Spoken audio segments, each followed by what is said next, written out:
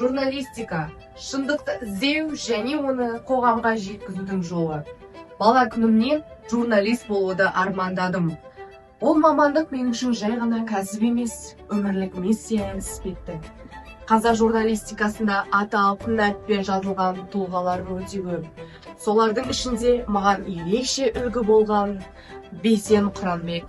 Ол адалдығымен, адамгершілігімен және қарапайымдылығымен халықтың жүрегінен жол тапқан дара тұлға.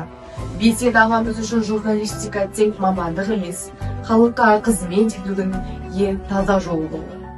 Оның әрбір ісі, әрбір сөзі өмірдің сүюдің, ізгілікке сенудің және адамға жақсылық жасауға ұмтылудың жарқын үлгісі. Халықтың жүрегінен мәңгілік орын алған ардақты ағамыздың өмір жолы тұтастай бір дәуірдің шежіресі. Сол дара тұлғаның ізін жалғап, жүрекпен сезіну мақсатында туған ауылына жол тартты. Әр сапар арманға апарар бір қадам.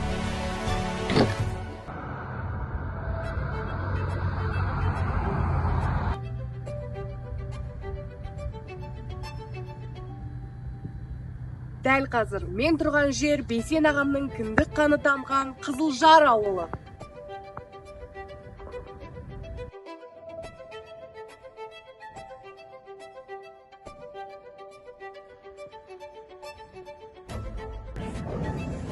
Бұл ғимарат Бейсен ағамның сарыдай болып тұрып, таудай болып шыққазынған дүниесі.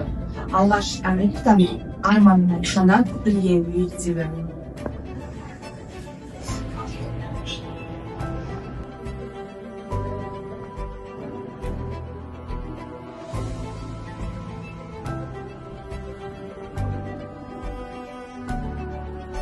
Бейсен ағаның мектепке деген қандай еңбегін айта беріңіз.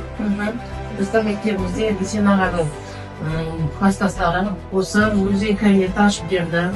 Онда көптеген өзінің ұстаған заттары, киген-киімдері бәрі осы жерге музейге қойылды.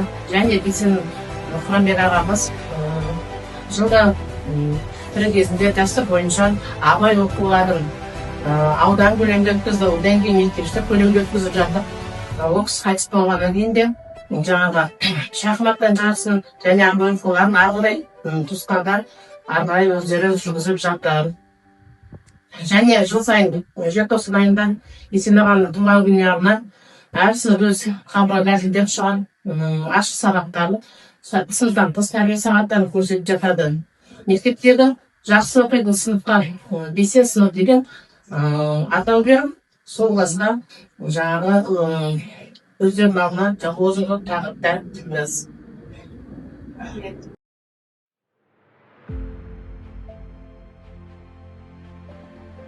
Бейсен Құранбек сіздің шәкіртіңіз болған дейді. Бала Бейсен қандай еді? Оның журналистикаға деген бейімділігін кішкентай кезінен байқадыңыз ба? Байқадым. Бала кезінен ол өте бала болған.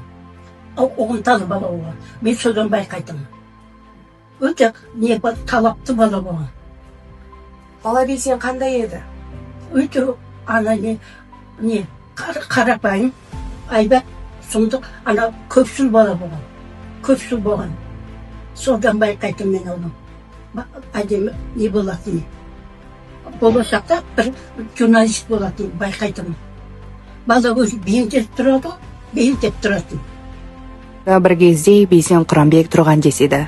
Адамгершілігі мен еңбекқорлығымен де ел есінде қалған ол осы шаңырақтың жылуын өзіне тән қарапайым қалпымен сақтап өткен. Жастарда мынандай жағдай болмау керек те, бізге әкеп қазір ақшаны әкеп бере салу керек, алтынды үйіп бере салу керек, үйді жасап бере салу керек, астымызға машинаны мінгізіп қою керек деген болмау керек.